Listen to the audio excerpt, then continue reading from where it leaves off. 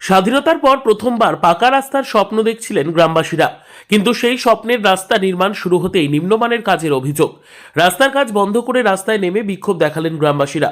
মালদহের হরিশ্চন্দ্রপুর 1 নম্বর ব্লকের অন্তর্গত রশিদাবাদ গ্রাম পঞ্চায়েতের কতল গ্রামের ঘটনা।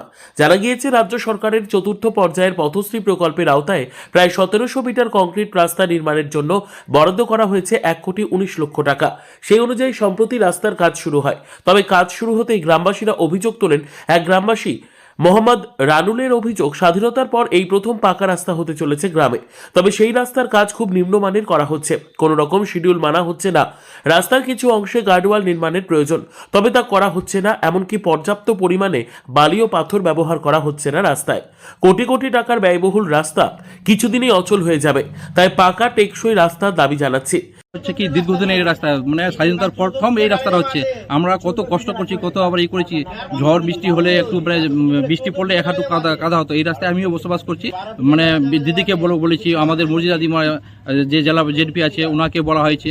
কত আন্দোলন প্রতিবাদের মধ্যে দিয়ে এই রাস্তাটা হচ্ছে। আজকে যে এখানে দুর্নীতি হচ্ছে আমরা দেখছি, সবাই এখানে জনসাধারণ আমরা উপস্থিত হয়েছি। এখানে এসে দেখছি যে যেই শিডিউল অনুযায়ী, সেই সরকারি শিডিউল অনুযায়ী কাজটা হচ্ছে না। এই দুর্নীতি আপনাকে বলছি আমি, যে এখানে যে মানে বালি দেওয়ার কথা ছিল, তো সেই মানে 1 ইঞ্চি বালি, কিন্তু সেই 1 ইঞ্চিও না, হাফ ইঞ্চি হবে।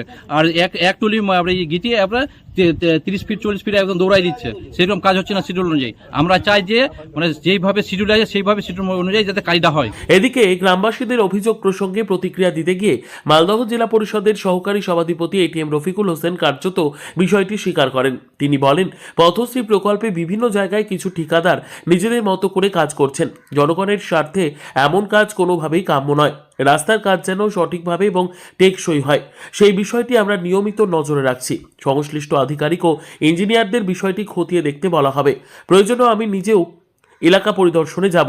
পথশ্রী যেটা প্রকল্প চলছে আমাদের সম্মানীয় মুখ্যমন্ত্রী, এটা ড্রিম প্রজেক্ট একটা, এবং পথশ্রী ফেজ 4-এ এটা আমাদের পথশ্রী এবং রাস্তাশ্রী কাজগুলো চলছে। আজকে আমিও শুনলাম অভিযোগ এসছে হরিশ্চন্দ্রপুর 1 ব্লকের রশিদাবাদ অঞ্চলে একটা বড় কাজ হচ্ছে প্রায় 1.7 কিলোমিটারের, এবং যেখানে বরাদ্দ আছে আপনার 1,19,00,000 টাকা। তো আমি ওনাদের একটা কথা বলবো যে কাজের কি কোয়ালিটি বা গুণমান খারাপ হলে পরে এটা বরদাস্ত করা যাবে না। ওনারা অবশ্যই সে রেসপেক্টিভ ওই ডিপার্টমেন্টের এসআরডি ডিপার্টমেন্টের যারা ইঞ্জিনিয়ার আছে তাদেরকে কমপ্লেন করুক। আমরাও ব্যাপারটা জানাচ্ছি আমাদের যে সুপারিনটেন্ডেন্ট ইঞ্জিনিয়ার আছেন।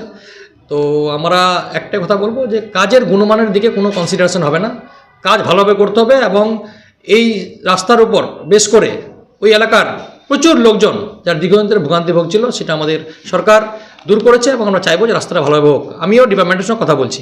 তবে প্রশাসনিক আশ্বাস মিললেও এখনো পর্যন্ত কাজের মান নিয়ে গ্রামবাসীদের অসন্তোষ কাটেনি। তাদের দাবি, সরকারি নিয়ম ও নির্ধারিত শিডিউল মেনে উন্নত মানের ও দীর্ঘস্থায়ী রাস্তা নির্মাণ না হলে বিক্ষোভ চলবে। এখন দেখার প্রশাসনের হস্তক্ষেপে কবে সমস্যার সমাধান হয় এবং গ্রামবাসীদের বহুদিনের স্বপ্নের পাকা রাস্তা আদৌ কতটা টেকসই হয়ে উঠতে পারে। মালদহ থেকে জিএম মমিন, লোকাল 18 বাংলা।